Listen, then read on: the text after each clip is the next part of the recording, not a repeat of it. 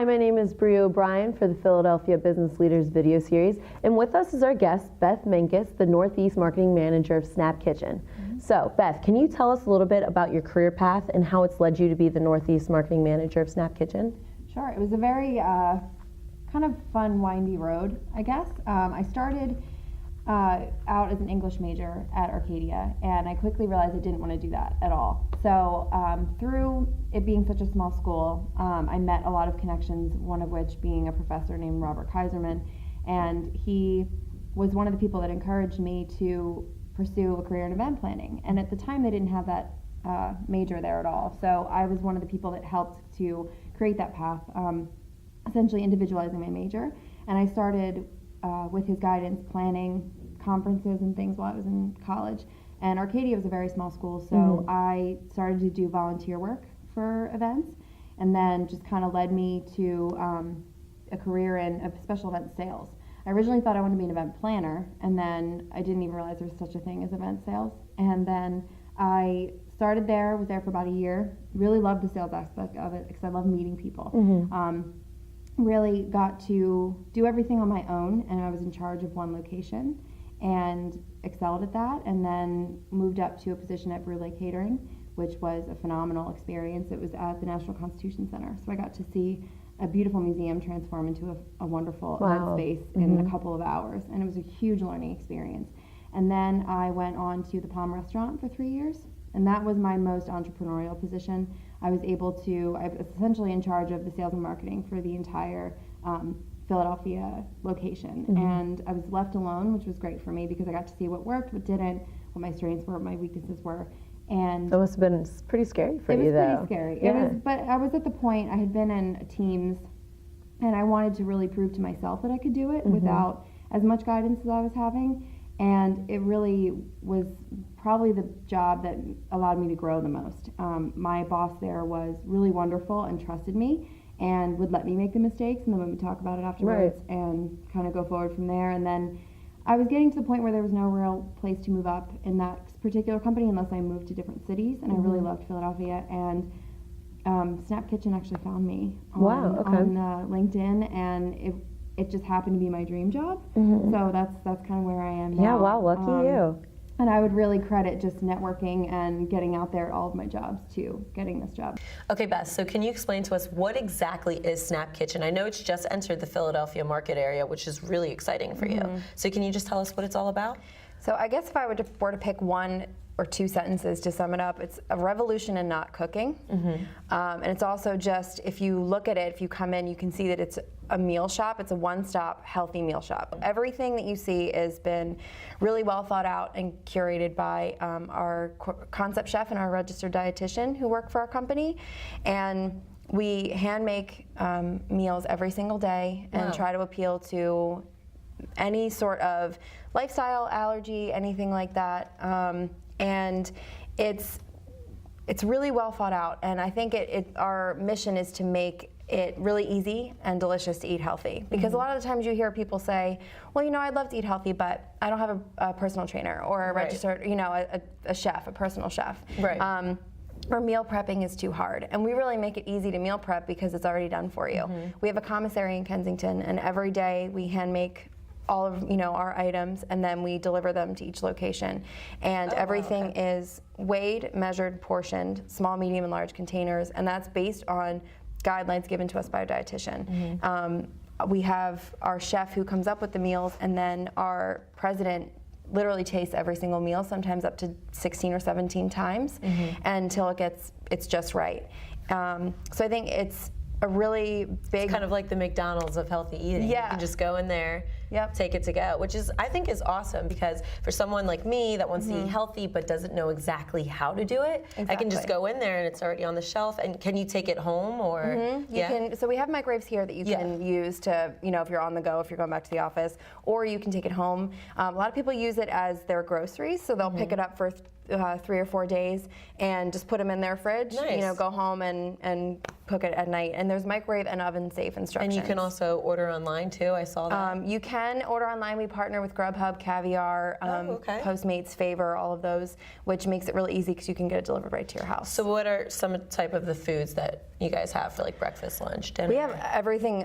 Everything's color coded by protein. So we have red, green, yellow, and blue. And the blue will be the seafood. The yellow is your poultry. Green is vegetarian, vegan. Red is red meat. So it makes it easy if you, like me, I'm vegan. So I come in and I look for the green and then just look from there.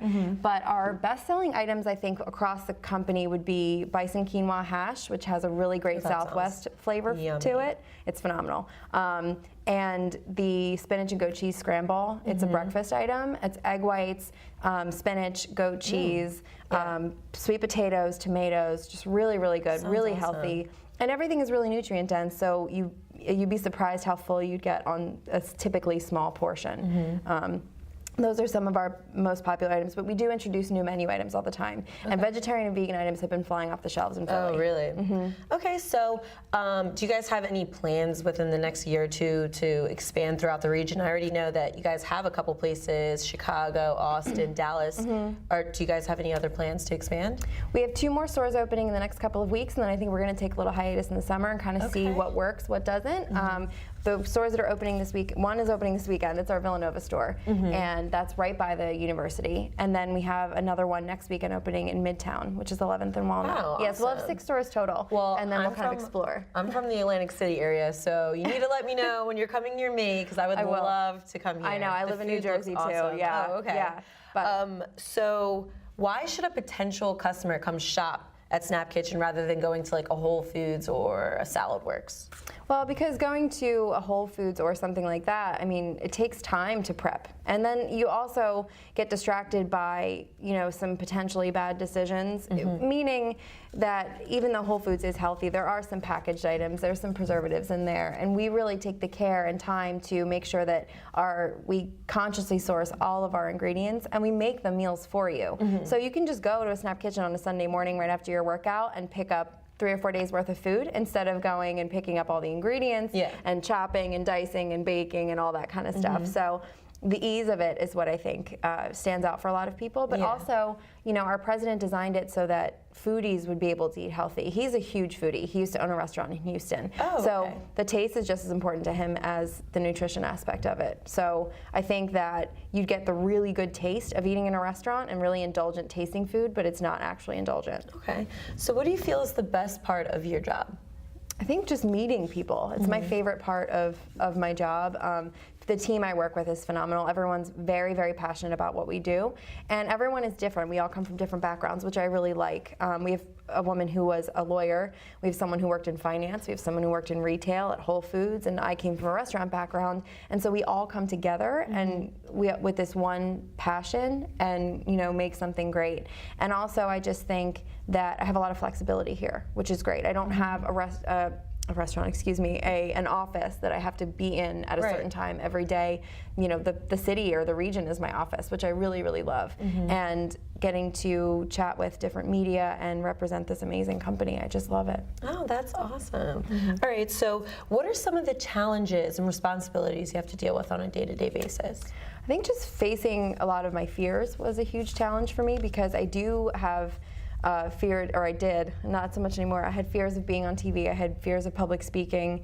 I had fears of, running long distances, for example. And this year I said, you know what, I'm just gonna conquer all my fears. I'm gonna use this job to conquer my fears. So one of the first weeks we opened, I was interviewed live by Fox 29. Oh, awesome. Which was, I honestly don't even remember what I said at that point because I was so nervous, but I thought, if I want to move forward in my career, I have to do this, because I had been in situations before where I could have been on TV and I always chose someone else to do it, and I just wanted to be on the forefront for this. And for a personal example, I always said, I'm not going to do any more than a 5K. I can never do that. And my team here pushed me to do that and conquer my fears of that. So I think the challenge are to overcome those fears and to just say, you know what, I don't love public speaking. I haven't done it a lot before, but I'm going to do it. I'm going to do it. Yeah, I'm going to do it, and I'm going to learn from it. And I do have a team that gives me feedback, which is great. And learning to take that criticism is also hard sometimes too. But I think it helps you grow. And I think without it, you won't grow as much as to your full potential. Yeah, I love that. That's a very great answer. So you've been a huge part of the event planning community here in Philadelphia for several years now. Is there any advice you would give to a business administration student that is seeking to pursue a career in event planning?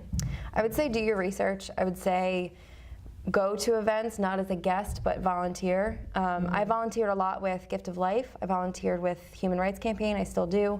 Leukemia Lymphoma Society, I still do. And a lot of other organizations, because I really wanted to see, you know, event planning on TV is glamorized as this, you know, you run the show, you get to have cocktails, you get to meet people and mingle. And event planning is really, you know, you're the blood, sweat, and tears of the event. You're moving tables. You are making sure that everything goes well. And you're really not having a drink and socializing with guests. You should be kind of seen and not heard. And it's not a 9-to-5 job. You know, you're not going to find banker's hours typically.